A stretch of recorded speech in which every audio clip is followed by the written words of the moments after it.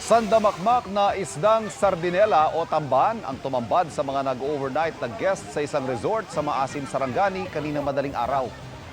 Bukod sa mga residente, kanya-kanyang hakot ng isda ang mga guests para maiuwi. Hindi sila magkakandara pa sa paghango. Sa dami, hindi na nila alam kung saan pa ilalagay ang mga isda at marami pang naiwan nang sumikat ang araw. Labis ang tuwa ng mga residente dahil unang beses daw yung naranasan doon. Mahigit 11 milyong pisong halaga ng hinihinalang shabu ang natagpuan sa dating kusina na isang restaurant sa NAIA Terminal 1. Nakatutok si Jonathan Andal. Ginigiba kanina ang kusinang ito ng isang lumang kainan sa loob ng departure area sa NAIA Terminal 1 nang may mapansin ang mga construction worker na nakalublob sa dish shop na ito.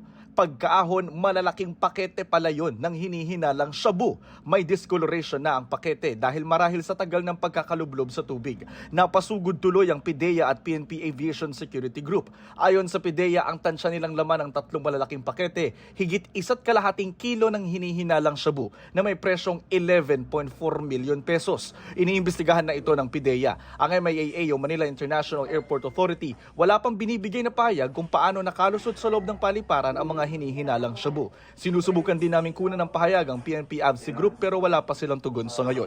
Para sa GMA Integrated News, Jonathan Andal, nakatutok, 24 oras.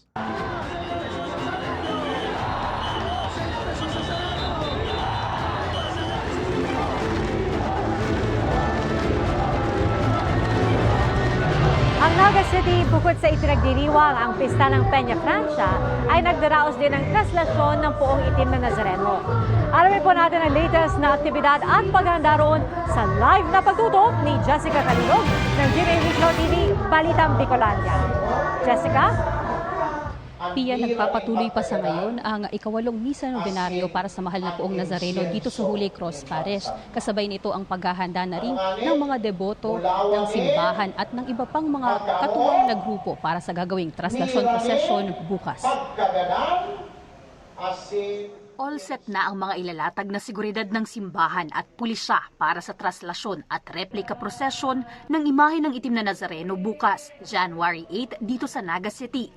Pasado alas 6 ng hapon bukas, isasagawa ang traslasyon mula sa Holy Cross Parish patungo sa Plaza Quezon kung saan magkakaroon ng banal na misa at pahalik sa imahen.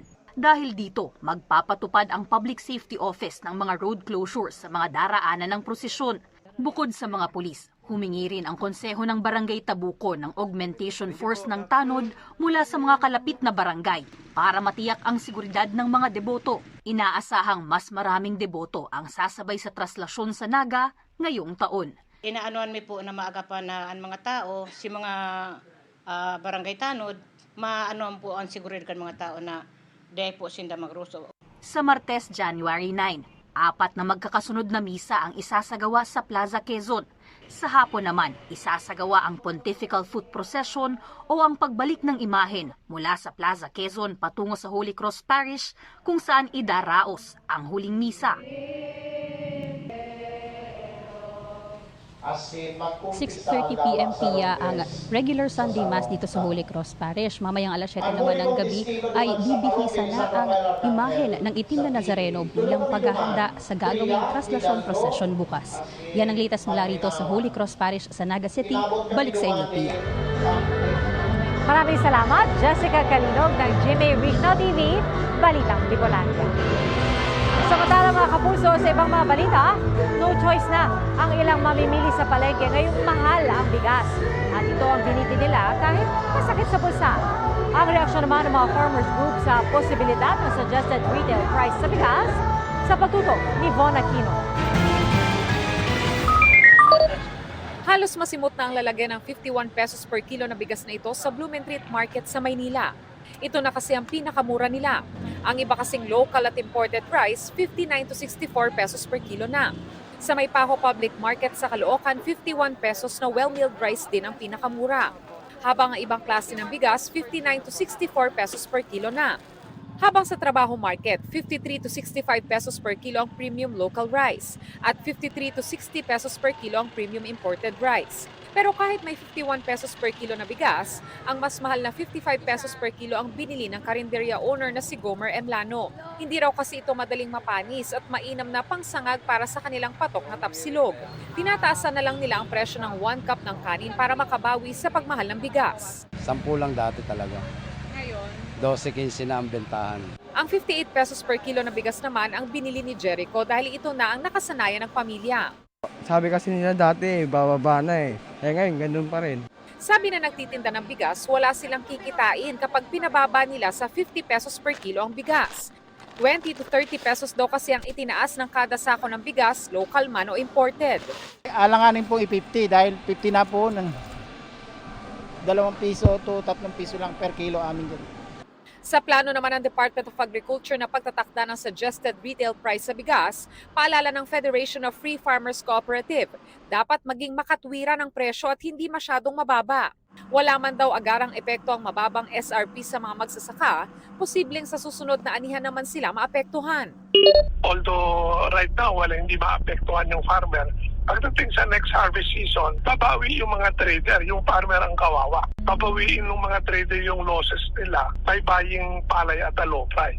Sabi naman ng Samahang Industriya ng Agrikultura o SINAG, posibleng magkaroon ng epekto sa importation ng pagtatakda ng SRP. Ang dagdigan na presyo ng bigas talagang mataas. Itong February kasi more or less majority ng nasa merkado niyan is sabi natin aabot ng 50% to 60% yung imported.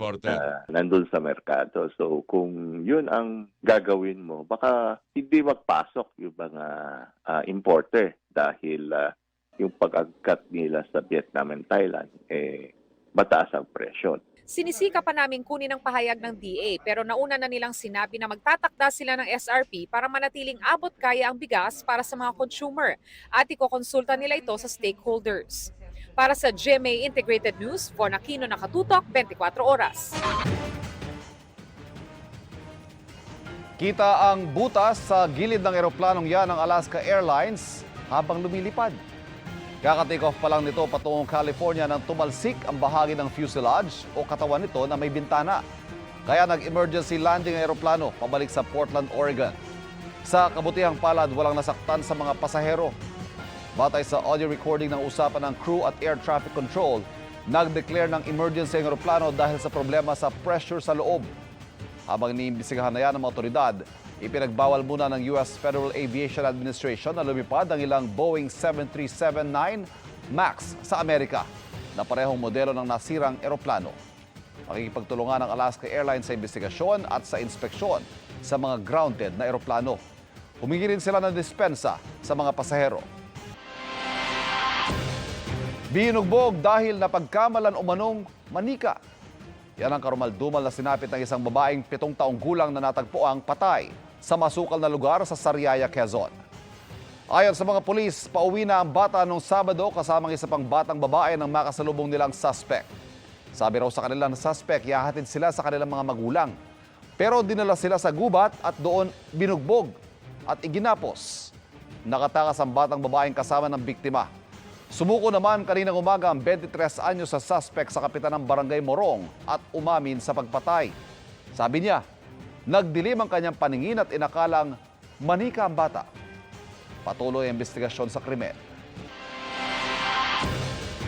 Kapuso, kumusta ang ipon mo nitong 2023? Mas marami ka bang pera? O di kaya experience? O baka naman sama ng loob? Ang isang netizen kasi literal na nakakalendaryo ang Daily Ipon Challenge at kung magkano naipon niya at ang tips sa eksperto para makapag-impok, alamin sa pagtutok ni Bernadette Reyes. Kung sa bawat paglipat ng kalendaryo, hindi araw ang binibilang mo kundi literal na pera, sino ba naman ang hindi mapapa-countdown? Yan ang trending na ipon challenge ni Marvin Lareza. Gamit ang kalendaryo, araw-araw sila nagdidikit ng kanyang misis ng paisa-100, minsan 200 pesos at makalipas ang 365 days, meryan naging Pasko ng pamilya Lareza. Dahil ang kanilang naipon, tumataging-ting na 73,000 pesos. Ayon sa financial coach na si Randall Chongson, nakatutulong ang ganitong mga ipon challenge para maka-inspire ng iba na mag-ipon na rin. Ang tanong, matitiis mong hindi sungkitin ang naipon? Money is, sabi nga nila, behavioral yan. So kung merong trend tayo, tapos trending siya, uso siya, then that's good, no? Kasi nare-reinforce yung tamang behavior. Kaya naman para maging successful ang ipon challenge, ang ipunin daw muna, disiplina. Alamin din ang effective na strategy. Ipunin ang mga sukli o magtatabi ng bahagi ng sweldo. The way for us to be successful is number one, kailangan mataas yung desire natin, yung gusto natin. Bakit pa kailangan mag-ipon? Number one, may mga emergencies tayo na hindi maiiwasan. Ngayong lahat nagtataasan ng presyo, nakakaipon pa ba ang isang Juan de la Cruz? Sinave ko lang ng mga dati kong pera para sa anak ko kasi nag-aaral pa. Aminado naman ang ilan naming nakausap, nahirap silang mag-ipon. Daming gastusin, tapos yung paghulog ng motor. Ngayong taon ba mag-iipon ka? Mag-iipon ako, sir. Titignan natin kasi mayroon pag may college show eh. Ako lang naman nagtatrabaho. Ang iba, sisikapin daw na dumiskarte para magkaipon. Kapag kumita na malaki, Bakit? Ano bang trabaho mo? ice cream, tapos minsan extra sa kargador. Para sa GMA Integrated News, Bernadette Reyes, nakatutok 24 oras.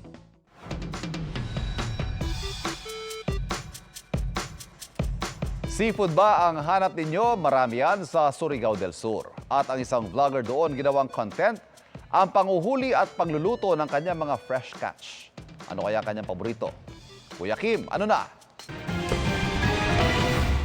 Kapag nag-crave ng paborito niyang seafood ang vlogger na si Danny Rose, craving satisfied agad-agad. Ang kanila kasing lugar sa Lingig, Surigao del Sur, abay sagana sa yamang dagat. Kaya ang panguhuli niya ng samut-saring seafood, ginawa na niyang vlog content. Dayon na anak but nagpasurang-surang ug naa pagyoy saang. At ang isa sa pinakapumapatok sa kanyang mga video, ang matyaga niyang panguhuli sa mga sea anemone o kung tawagin sa kanila, butbut. Isa po itong pagkaing dagat na nakabukadkad lang po sa buhangin. Parang bulaklak po siya na bumubuklad. Kailangan niya munang magbangka ng ilang minuto pagdating sa bahagi ito ng isla. Masinsin ang hahanapin ni Danny ang mga butbut sa buhangin at nang siya'y may naispata na. Nilologit po namin ng kahoy yung stick na may matulis sa dulo. Diba na isining nga butbut ug dili pa jud ako. At nang mapununan nila ng anak ang kanilang lalagyan, agad niya itong nililinis at tinatanggal ang parteng makatiraw kung kainin. Kunin mo talaga yun pag niloloto mo, hihiwain mo yun, itapon para safe ka talaga kainin. Ang nahuling butbut ng mag-ina, kanilang inaadobo sa tabing dagat mismo. Parang isda na rin po yung lasa. Medyo mataba rin po yun. Masaya po dahil binigyan kami ng Panginoon ng maraming seafoods dito sa aming isla. Kuya Kim, ang mga botbot o sea anemone ba ay isang halaman? Kuya Kim, ano na? Mukha man sila mga halaman sa ilalim ng dagat, ang makukulay na butbot o sea anemone, hindi isang klase ng marine plant, kundi isang hayop. Sila ay mga invertebrate o yung mga hayop na walang backbone o gulugod, gaya ng mga coral at jellyfish na siyang malalapit nilang kamag-anak. Wala man silang skeleton at utak, mga predator sila kung ituring. They have stinging cells. They prey on smaller marine organisms, so they help in the maintaining the balance and diversity of the marine habitat. Ang anemone, delicacy sa ilang bahagi ng mundo. Butbut actually is edible here in the Philippines. There are some certain species, for example, the snake locks, they are prized as a delicacy. Their nematocyst is not that potent. They are okay to be eaten. Pero tandaan, hindi lahat ng species ng butbot pwedeng kainin. There are other anemones whose stinging cells are very potent and that can be very dangerous and highly toxic to humans and can even be fatal in some cases, especially if you eat the flesh raw. Kaya paalala ng mga eksperto, huwag basta-basta kakain ito, lalo kung hindi ka pa rito sanay. At siguraduhin maayos at tama ang pagkakahanda rito. Laging tandaan, importante ang may alam. Ako po si Kuya Kim at sagot ko kayo 24 oras. Talagang ultimate ang comeback ni Kapuso Ultimate star Jeneline Mercado. Magbabalik siya sa TV at pelikula pati na sa recording. Yan ang chika ni Aubrey Carampel.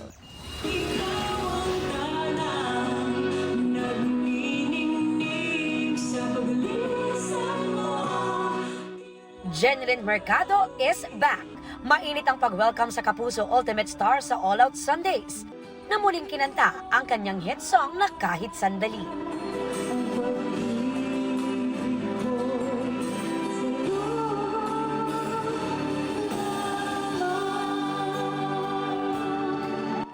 Kasama ni Jen sa production number, sina Asia's romantic balladeer Christian Bautista, Mark Bautista, Isabel Ortega, Lexi Fernandez at Kapuso divas Marian Osabel at Hannah Presilas.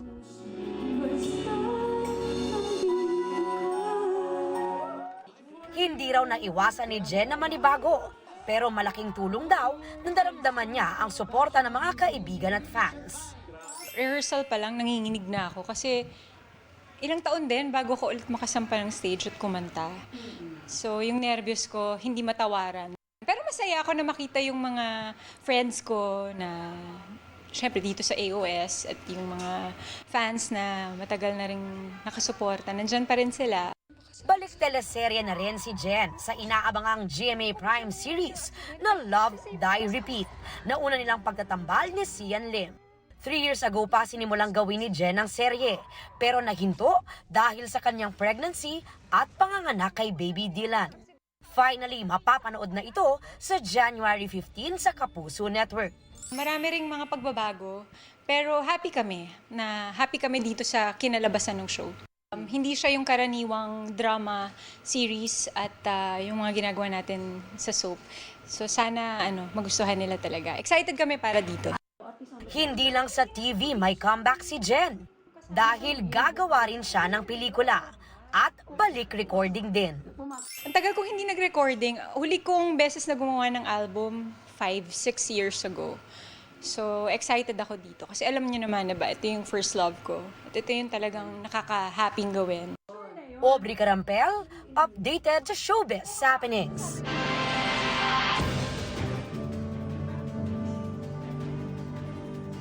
At mga kapuso, yan po ang mga balita ngayong weekend para sa mas malaking misyon at mas malawak paglilingkod sa bayan. Live mula rito sa Quirino Grandstand, ako po si Pia Arcangel. Ako po si Ivan Mayrina mula sa GMA Integrated News, ang News Authority ng Pilipino.